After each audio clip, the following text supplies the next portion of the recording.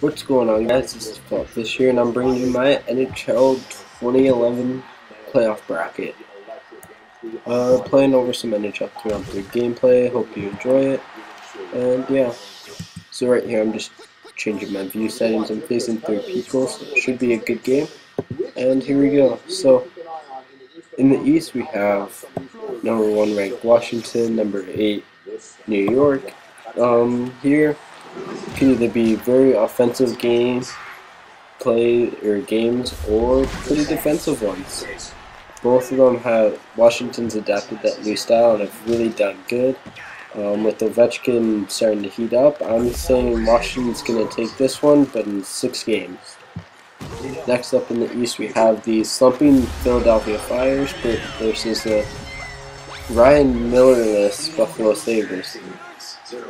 Now, to me, most people would say Philadelphia here, but even though Buffalo doesn't have Ryan Miller, Curtis Enroth has been pretty good in net, and Philadelphia is struggling of late, so I'm going to take Buffalo, and I'm going to say that one's going the distance to 7 games. Next up is the series of the first round. Center of controversy right here, Chara and the Bruins versus the Canadians here, and this is 3 vs 6. So this is going to be a good series with all the stuff that's happened. The Chara hit, all the past rivalry. It's going to be pretty fun. I think Lucic is going to shine in this, and Boston's going to take it in 6 games. Next up is probably the most offensive match of the East. Number 4, Pittsburgh versus number 5, Tampa. However, Pittsburgh's missing their 2 biggest stars, and that's going to cost them eventually. Tampa, with the Cavaliers heating up and Rollinson being solid in that, are looking to make a charge in the playoffs, and I'm saying Tampa's going to win this one. It's going to go to the distance of 7, and yeah.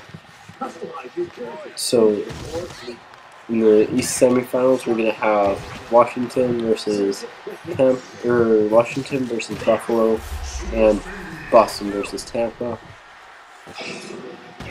For obvious reasons, I'm taking Washington over Buffalo. I don't think they can get hot enough, and so I'm taking Washington over Buffalo in 6 games.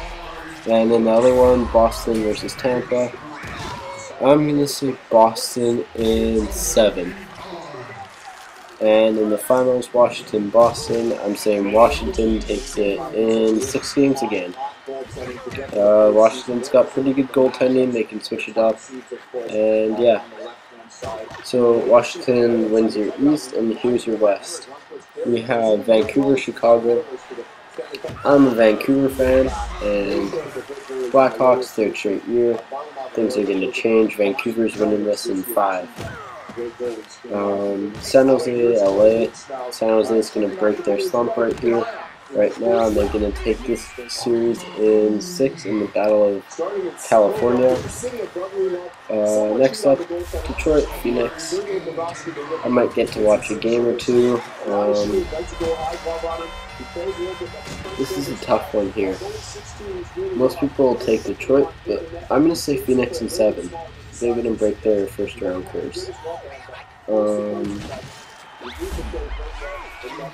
Finally, after that, Anaheim, Nashville.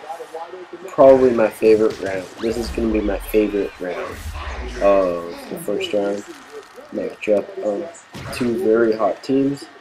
I'm going to say Corey Perry is going to come out and outwork Pecorino. He's going to pot a few goals, and Anaheim's going to take this one in probably 6 or 7 games. I'm going to say 6. So next up, we're going to have a Vancouver-Phoenix matchup, in which probably going to go 6 games. And I'm taking the Canucks to win it.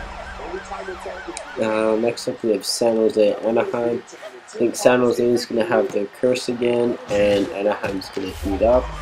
And even though Anaheim's goaltending could be streaky, with not knowing if Emery or Hiller, who has vertigo, is going to be in that, but I'm taking Anaheim to win that series in 7.